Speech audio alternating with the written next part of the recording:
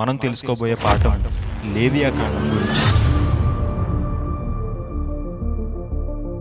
ఈ లేవియా కాండం యొక్క పుస్తక పరిచయం, అసలు దీన్ని ఎప్పుడు రాశారు,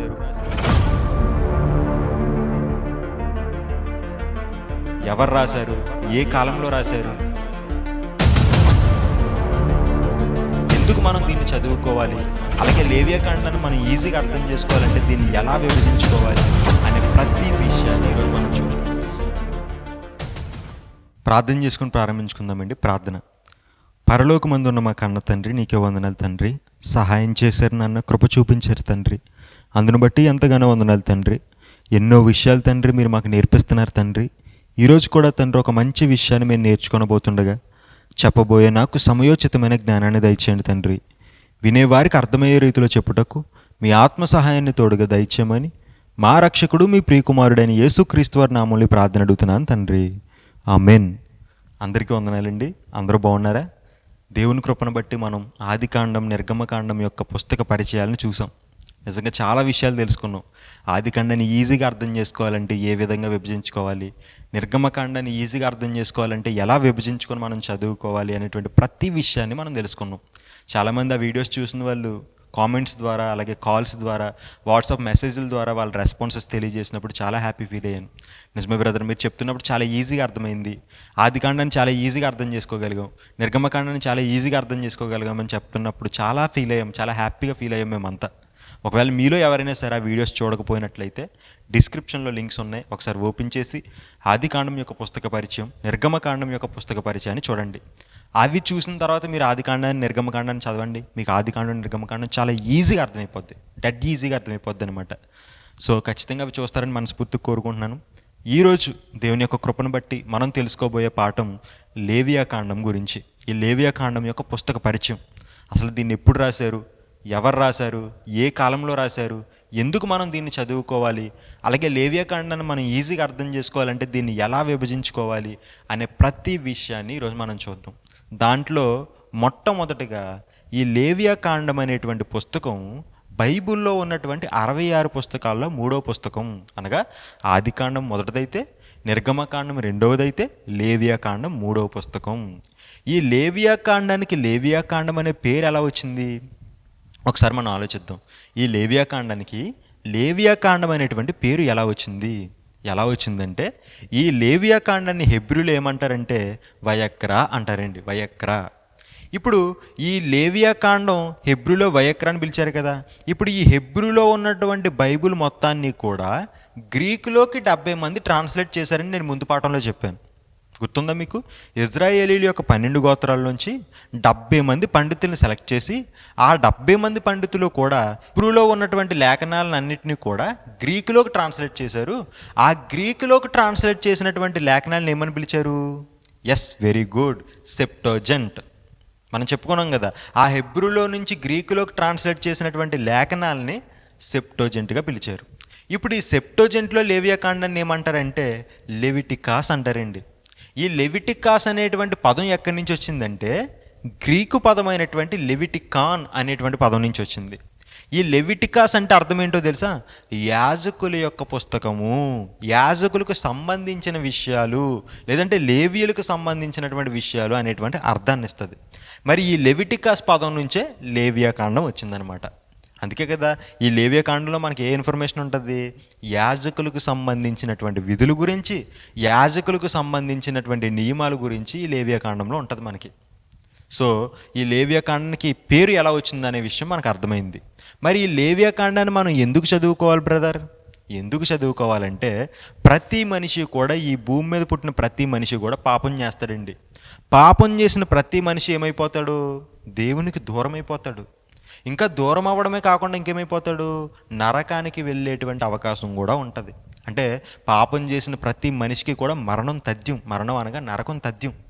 సో మరి పాపం చేసిన ప్రతి మనిషి కూడా దేవుని దగ్గర క్షమాపణ పొందుకోవాలంటే ఏం చేయాలి? దేవునితో సమాధాన పడాలి. భూమి మీద ఉండే ప్రతి మనిషి పాపం చేస్తాడు. పాపం చేసే మనిషి ఖచ్చితంగా నరకానికి వెళ్ళిపోతాడు. ఆ నరకానికి వెళ్ళకుండా ఉండాలంటే దేవునితో సమాధాన పడాలి. అదేవిధంగా ఇజ్రాయేలీలు కూడా మరి ఆ కాలంలో దేవుడు ధర్మశాస్త్రాన్ని ఇచ్చాడు. ఆ ధర్మశాస్త్రాన్ని మీరి చాలామంది ఇజ్రాయేలీలు పాపం చేస్తారు కదా. మరి పాపం చేసిన ఇజ్రాయేలీలు అందరూ అలాగే ఉండిపోతే నరకానికి వెళ్ళిపోతారు. అలా వెళ్ళకూడదంటే ఖచ్చితంగా వీళ్ళు ఏం చేయాలి? ఎస్, దేవునితో సమాధాన పడాలి. సో దేవునితో ఇజ్రాయేలీలు ఎలా సమాధాన పడ్డారు, ఎలా సమాధాన పడాలని దేవుడు చెప్పాడు అనేటువంటి ప్రతి విషయాలు ఎక్కడ ఉంటాయంటే ఇదిగో ఈ లేవియా కాండంలో ఉంటాయి. అర్థమైందా? వాళ్ళ పాపం చేసిన ప్రతిసారి కూడా దేవునికి ఎలాంటి బలులు అర్పించేవారు, వాటిని ఎలా అర్పించాలి, యాజకులు ఏం చేయాలి, లేవీయులు ఏం చేయాలనేటువంటి ప్రతి విషయాలు మనం తెలుసుకోవాలంటే మనం చదువుకోవాల్సినటువంటి పుస్తకం ఏంటంటే లేవియా కాండము. Very good. ఇప్పుడు మరి లేవియా కాండాన్ని ఏ కాలంలో రాశారు? ఈ కాలంలో రాశారంటే క్రీస్తు పూర్వం 1440 నుండి క్రీస్తు పూర్వం 1400 సంవత్సర కాలం మధ్యలోనే రాశారు. ఇందుకే ఎవరు రాశారు? మనందరికీ తెలుసు, మోషే గారే రాశారు. మరి మోషే గారు రాశారనడానికి రుజువులేంటి? అవి కూడా మనం చూద్దాం. చూడండి, లేవియా కాండము 1వ అధ్యాయము 1వ వచనం. లేవియా కాండము 1వ అధ్యాయం 1వ వచనం. యెహోవా మోషేని పిలిచి ఇలాగూ సెలవిచ్చాను. ఏంటంట? దేవుడు మోషేని పిలిచి ఇలా సెలవిస్తున్నాడంట. అంటే మోషేతో ఏం చెప్తున్నాడు దేవుడు? ఏవైతే లేవియా కాండంలో విషయాలు ఉన్నాయో అవి మోషేతో చెప్తున్నాడు. అప్పుడు మోషే ఏం చేస్తున్నాడో వీటిని రాస్తున్నాడు అన్నమాట. ఇంకా మనం చూద్దాం. లేవియా కాండము 4వ అధ్యాయం 1వ వచనం. లేవియా కాండము 4వ అధ్యాయం 1వ వచనం. యెహోవా మోషేకు ఎలాగూ సెలవిచ్చాను. చూసారా, ఇక్కడ కూడా యెహోవా మోషేకు ఎలాగూ సెలవిచ్చాను అన్నాడు. అలాగే లేవియా కాండము 6వ అధ్యాయం 1వ వచనం. లేవియా కాండము 6వ అధ్యాయం 1వ వచనం. చూడండి, యెహోవా మోషేకు ఎలాగూ సెలవిచ్చాను. అంటే ఏంటి? లేవియా కాండంలో చెబుతున్న ప్రతి విషయాలు ఎవరికి చెప్తున్నాడు దేవుడు? మోషేకి చెబుతున్నాడు. మరి మోషేకి చెప్పిన ప్రతి విషయాలు మోషే ఏం చేస్తుంటాడు? రాసుకుంటూ ఉంటాడు. అంటే మనకి ఇండైరెక్ట్గా ఏమైనా అర్థమవుతుంది? లేవియా కాండాన్ని రాసింది మోషే గారనే మనకు అర్థమవుతుంది. అదేవిధంగా కొత్త నిబంధనలో కానీ మిగతా పుస్తకాల్లో కూడా మోషే ధర్మశాస్త్రమందు రాయబడే, మోషే ధర్మశాస్త్రమందు ఉన్నాయని చెప్పి కొన్ని లేఖనాల్లో ఉంటాయన్నమాట. అవి ఏంటంటే నేను కొన్ని రెఫరెన్స్లు చెప్తాను చూడండి. మత్తయి సువార్త 12వ అధ్యాయం 2వ వచనం 3వ వచనంలోని, అలాగే లూకా సువార్త 2వ అధ్యాయం 21, 24 వచనాల్లోని మనం చూసినట్లయితే మోషే ధర్మశాస్త్రమందు ఇలా చెప్పాడు, మోషే ధర్మశాస్త్రమందు అలా చెప్పాడు అనేటువంటి విషయాలు మనకు కనబడతాయి. అవన్నీ ఎక్కడ రాయబడ్డాయంటే ధర్మశాస్త్రం అనగా 5 కాండాల్లో ఒక కాండమైనటువంటి లేవియా కాండంలోనే ఉంటాయన్నమాట. అంటే లేవియా కాండంలో రాయబడినటువంటి ప్రతి విషయాన్ని కూడా కొత్త నిబంధనలో కోట్ చేస్తూ ఏమని కోట్ చేశారు? మోషే ధర్మశాస్త్రమందు ఇలా చెప్పాడు కదా అని కోట్ చేశారు. అంటే దీన్ని బట్టి మనకి ఏమర్థమవుతుంది? మోషేయే పంచకాండాలని రాశారనేటువంటి విషయం మనకు అర్థమవుతుంది. ఆ పంచకాండాల్లో ఒక కాండం ఏంటి? లేవియా కాండం. అంటే లేవియా కాండాన్ని కూడా ఖచ్చితంగా ఎవరు రాసుంటారు? మోషే గారే రాసుంటారు. సో డైరెక్ట్గా లేవియా కాండంలో చూసినా లేవియా కాండాన్ని రాసింది మోషే గారే. ఇండైరెక్ట్గా బయట ఉన్నటువంటి పుస్తకాల ద్వారా మనం ప్రూఫ్ ఎత్తుక్కున్న లేవియా కాండాన్ని రాసింది మోషే గారే. అర్థమైంది కదా? సో లేవియా కాండానికి లేవియా కాండం అనే పేరు ఎలా వచ్చిందో మనకు అర్థమైంది. అలాగే అది ఎందుకు చదువుకోవాలో మనకు అర్థమైంది. అది ఏ కాలంలో రాయబడిందో మనకు అర్థమైంది. అలాగే దాన్ని ఎవరు రాశారనే విషయం కూడా మనకు అర్థమైంది. Very good. మరి ఇప్పుడు ఈ లేవియా కాండాన్ని మనం అర్థం చేసుకోవడానికి దీన్ని మనం 3 భాగాలుగా విభజిద్దామండి. లేవియా కాండం మొత్తం కూడా మనం ఈజీగా అర్థం చేసుకోవడానికి 3 భాగాలుగా విభజిద్దాం. ఇందులో మొత్తం ఎన్ని అధ్యాయాలు ఉన్నాయి? 27 అధ్యాయాలు ఉన్నాయి. ఈ 27 అధ్యాయాలని కూడా 3 భాగాలుగా విభజిద్దాం. ఏంటా 3 భాగాలు? 1వ అధ్యాయం దగ్గర నుంచి 16 అధ్యాయాల వరకు మొదటి భాగం. నెక్స్ట్ 17 అధ్యాయం దగ్గర నుంచి 22 అధ్యాయాల వరకు 2వ భాగం. నెక్స్ట్ 23 అధ్యాయాల దగ్గర నుంచి 27 అధ్యాయాల వరకు 3వ భాగం. ఇవి ఈ 3 భాగాలు. సో ఈ 3 భాగాలు ఒక్కొక్క భాగం ఏం తెలియజేస్తుందో చూద్దాం. ఫస్ట్ 1వ అధ్యాయం దగ్గర నుంచి 16 అధ్యాయం. ఈ 1వ అధ్యాయం దగ్గర నుంచి 16 అధ్యాయం వరకు ఏం తెలియజేస్తాయంటే బలుల గురించి అండి. లేవియా కాండాల్లో దేవుడు రకరకాల బలులు చెప్తాడు. ఫర్ ఎగ్జాంపుల్ మీకు అర్థం కావాలంటే చూడండి, పాప పరిహారార్థ బలి అని ఒక బలి ఉంటుంది. అలాగే అపరాధ పరిహారార్థ బలి అని ఒక బలి ఉంటుంది. అలాగే దహన బలి అని ఒక బలి ఉంటుంది. సమాధాన బలి అని ఒక బలి ఉంటుంది. అదేవిధంగా ప్రాయశ్చిత్త బలి అని చెప్పి ఒక బలి ఉంటుంది. ఈ రకరకాల బలులు ఇవి ఎలా అర్పించాలి, ఎప్పుడు అర్పించాలి, ఏమి చేసినప్పుడు దేవునికి అర్పించాలి అనేటువంటి విషయాలే ఎక్కడుంటాయి? ఈ మొదట భాగమైనటువంటి 1వ అధ్యాయం దగ్గర నుంచి 16 అధ్యాయాల వరకు మనకు కనబడుతుంది. అలాగే 2వ భాగం ఏంటి? 17వ అధ్యాయం దగ్గర నుంచి 22 అధ్యాయాలు. ఈ 17వ అధ్యాయం దగ్గర నుంచి 22 అధ్యాయాల్లో ఏముంటుందంటే దేవుని కొరకు ప్రత్యేకింపబడడం.